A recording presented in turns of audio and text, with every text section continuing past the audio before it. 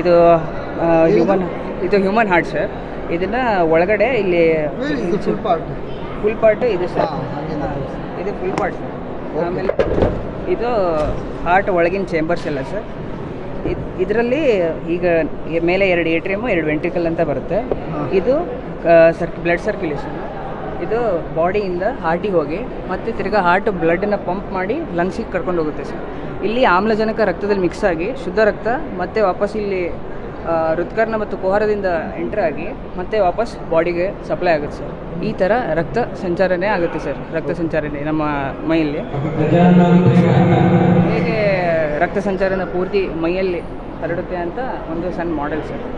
ಇದು 3D model sir, ಹಾರ್ಟಿಂದ ಒಂದು 3D ಮಾಡೆಲು. ಹಾಂ, ಆಮೇಲೆ ಇದು ಬಂದು ಸೈನೋಸಿಸ್ ಅಂತ ಬರುತ್ತೆ ಸರ್. ಅಂದರೆ ಚಿಕ್ಕ ಮಕ್ಕಳಲ್ಲಿ ಬೆಳೆಯುವಾಗ ಹಾರ್ಟು ಇವು ಕೋಣೆಗಳು ಸಪ್ರೇಟ್ ಆಗಿರುತ್ತೆ ಸರ್. ಸಪ್ರೇಟ್ ಆಗೋವಾಗ ಇಲ್ಲಿ ಹೃತ್ಕರ್ಣ ನಡುವೆ ಇನ್ನೊಂದು ಸಪ್ರೇಷನ್ ಬರುತ್ತೆ. ಅದೇನಾದರೂ ಬಂದರೆ ಶುದ್ಧ ಮತ್ತು ಅಶುದ್ಧ ರಕ್ತ ಎರಡು ಮಿಕ್ಸ್ ಆಗಿಬಿಡುತ್ತೆ. ಹಾಂ, ಮಿಕ್ಸ್ ಆಗಿದ್ದಕ್ಕೆ ಅದು ಚಿಕ್ಕ ಮಕ್ಕಳು ನೀಲಿ ಕಲರಲ್ಲಿ ಕಾಣುತ್ತೆ ಸರ್. ಅದಕ್ಕೆ ಬ್ಲೂ ಬೇಬಿ ಸಿಂಡ್ರೋಮ್ ಅಂತ ಅಂತೀವಿ. ಅದೇ ದೊಡ್ಡವರಲ್ಲಿ ಅದನ್ನು ಹಾರ್ಟ್ ಹೋಲ್ ಅಂತ ಮೆನ್ಷನ್ ಮಾಡ್ತೀವಿ. ಅದನ್ನೇ ಮತ್ತೆ ಕ್ಲಿನಿಕಲ್ ಸರ್ಜರಿಯಿಂದ ಅದನ್ನು ಕ್ಲಿಯರಾಗಿ ಮಾಡ್ಬೋದು. ಅದಾದಮೇಲೆ ಇದು ಯಾವ ನಮ್ಮ ದೇಹದ ಯಾವ ಪಾರ್ಟಿಗೆ ಏನು ತಿಂದರೆ ಒಳ್ಳೆಯದು ಅಂತ ಇದರಲ್ಲಿ ತೋರಿಸ್ಕೊಡ್ಬೋದು ಸರ್.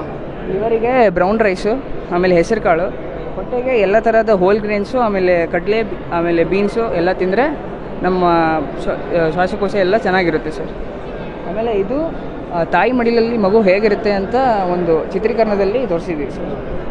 ಅದಾದಮೇಲೆ ಇದು ತಾಯಿ ಎದೆ ಹಾಲು ಮಗುವಿಗೆ ತುಂಬ ಮುಖ್ಯದ್ದು ಅಂತ ಇದರಲ್ಲಿ ಚಿತ್ರೀಕರಣ ಮಾಡಿ ತೋರಿಸಿದ್ದೀವಿ. ಇದು ದೊಡ್ಡವರಿಗೆ ಬರುತ್ತೆ ಸರ್. ಅಂದರೆ ನಮ್ಮ ಹೃದಯ ಯಾವತ್ತೂ ಹೆಲ್ದಿಯಾಗಿರಲು ಇಲ್ಲ ನಗಲು ಏನು ಮಾಡಬೇಕು, ನಿಯಮಿತ ನಿದ್ರೆ ಮಾಡಬೇಕು ಸರ್. ಆಮೇಲೆ ಒತ್ತಡ ರಹಿತ ಬದುಕು, ಪ್ರತಿನಿತ್ಯ ಯೋಗ ಮತ್ತು ವ್ಯಾಯಾಮ ಮಾಡಬೇಕು. ಆಮೇಲೆ ಧೂಮಪಾನ ಮತ್ತು ಮದ್ಯಪಾನ ರಹಿತ ಬದುಕು ಇರಬೇಕು ಸರ್.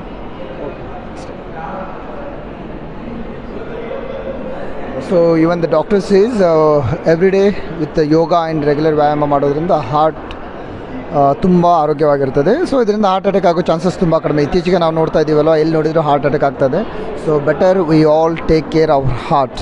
ಸೊ ಸರಿಯಾದ ರೀತಿಯಲ್ಲಿ ಉಸಿರಾಟ ಮಾಡೋದ್ರಿಂದ ನಮ್ಮ ಹಾರ್ಟ್ನ ಉತ್ತಮ ರೀತಿಯಲ್ಲಿ ಇಟ್ಕೊಳ್ಬೋದು. So thank you.